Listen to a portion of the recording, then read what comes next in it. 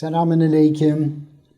As we all know, when Allah Ta'ala grants a person the greatest ni'mat of having iman, the next command is for them to learn their religion and practice it properly. So we're reading the life of our Prophet, Rasûlullah, so that we can practice our religion the way we're supposed to. Before I continue, I'd like to read a little bit more from the book Ethics of Islam.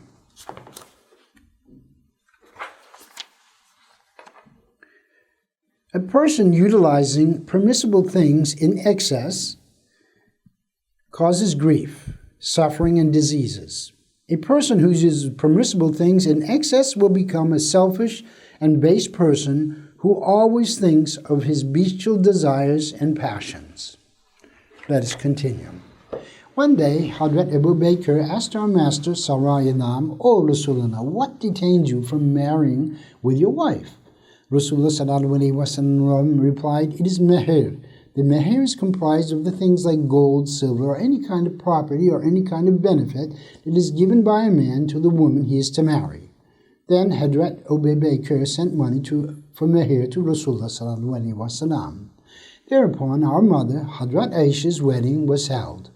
Those days our Master the Prophet was 55 years old. Our mother, Hadrat Âisha, was so intelligent and talented that she could immediately express the incidences poetically. She would never forget what she learned and memorized. She was very clever, intelligent, erudite, lettered, chaste, and pious. Since she had a retentive memory, Ashâb-i kirâm would ask and learn many things from her. She was exalted by âyat-i kirâm. After Masjid Nabi was built, at prayer times there was no method to declare the coming of the prayer time and to invite Muslims to the mosque. Only a salatu jami'ah would be said. One day our Master Rasûlullah, consulting with his companions, asked how the Muslims should be invited to the mosque at prayer times. Some offered ringing a nakus, that is a bell, like Christians, to declare prayer times. Others offered blowing a horn like Jews. Some others expressed their opinion by saying, "Let us light a fire and show it from a high place at prayer times." Our Master Rasûlullah did not accept any of these. Abdullah bin Zayd bin Salaba and Hadrat Umar heard recitings of the azan in their dreams. Hadrat Abdullah came to our beloved Prophet and related his dream as follows. "I saw a man in a green attire holding a bell. I asked him, 'Will you sell the bell in your hand to me?' He asked, 'What will you do with it?' When I replied, 'I will ring it to announce prayer times.'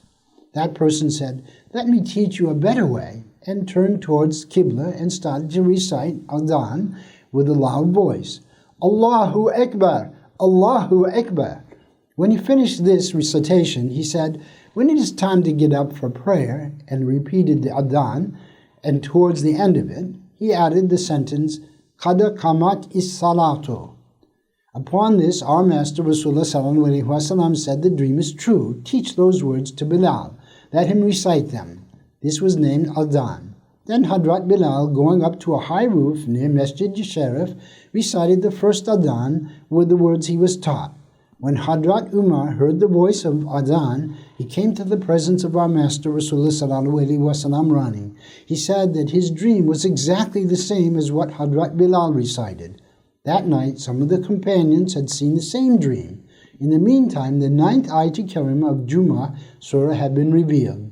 One day, at the time of morning prayer, Bilal al-Habashi had called as-salatu hayrun min al-nawm 2 times before the door of the house of our beloved Prophet ﷺ. Our Master the Prophet liked that. He said, "Bilal, what a beautiful saying this is. Say this too while you call the adhan of morning prayers." Thus he began with his expression was recited in the adhan of morning prayers. The voice of Bilal al-Habashi, who was the muezzin until the death of our Prophet, was sonorous, very nice and effective. When he started to recite adhan, everybody would listen to him with a great love and ecstasy and would be overwhelmed. He would make everybody cry when he was reciting adhan. The companions inviting each other to the mosque at prayer times with azan or sharif seemed strange to the Medinian polytheists and the Jews. We will continue when we meet again. Wa alaikum salam.